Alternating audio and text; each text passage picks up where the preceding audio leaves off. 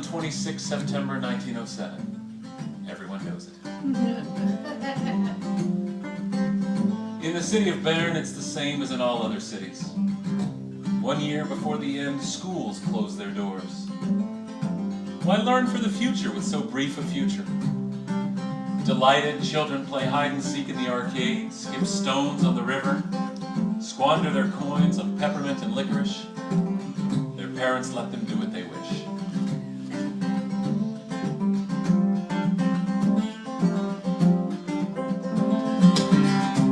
One month before the end, the Bundeshaus closes.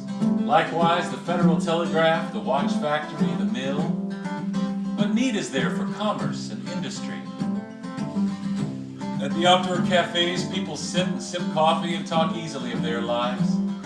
Liberation fills the air. Just now, a brown-eyed woman is talking with her mother about how little time they spent together in her childhood. They're planning a trip to Lucerne. They'll fit 2 lives into the little time remaining.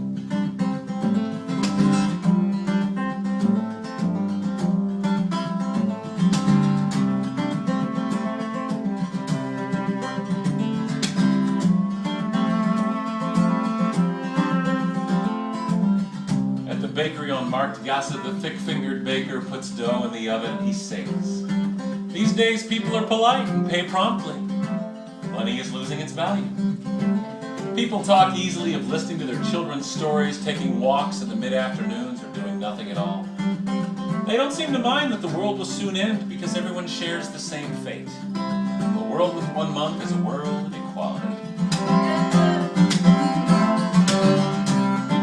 One day before the end, the streets swirl with laughter. Neighbors who have never before spoken greet each other as friends. They strip off their clothes and bathe in the fountains or dive in the river. They swim until exhausted, then lie in the thick grass and read poetry. A barrister and a postal clerk who have never before met walk arm in arm through the botanical garden, smiling at the cyclamen and aster. In a world of 1 day, they're equals.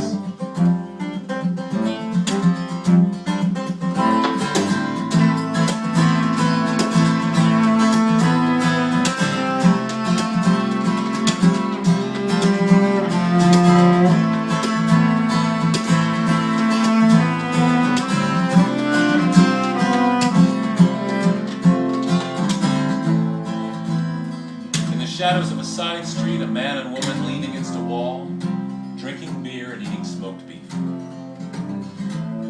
Afterwards, she will take him to her apartment. For years, she has wanted this man, and although she is married to someone else, on today, the last day of the world, she will satisfy her wants. A few souls gallop through the streets, attempting to correct their misdeeds of the past. Theirs are the only unnatural smiles.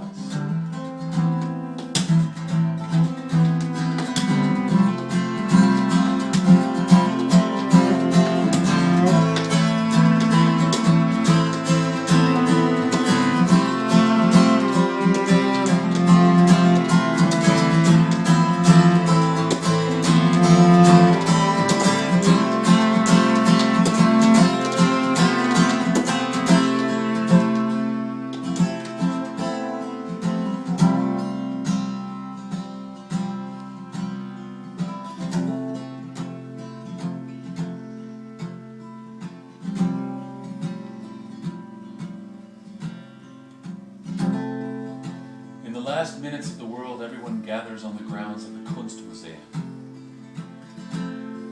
Men, women, and children form a giant circle holding hands. It is so absolutely quiet that each person can hear the heartbeat of the person to his right or left.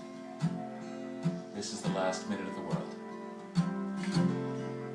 In the silence, a purple gentian in the garden catches the light on the underside of its blossom, glows for a moment, then dissolves among the other flowers. Behind the museum, the needled leaves of a larch shudder gently as a breeze moves through the tree. The river bends the sunlight with each ripple on its skin. A cloud floats in the sky.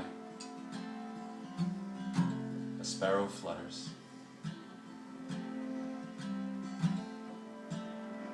No one speaks.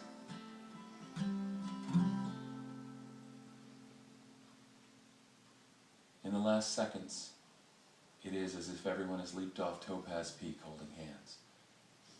The end approaches like approaching ground. Cool air rushes by. Bodies are weightless. The silent horizon yawns for miles. And below, the vast blanket of snow hurtles nearer and nearer to envelop this circle of pinkness and light.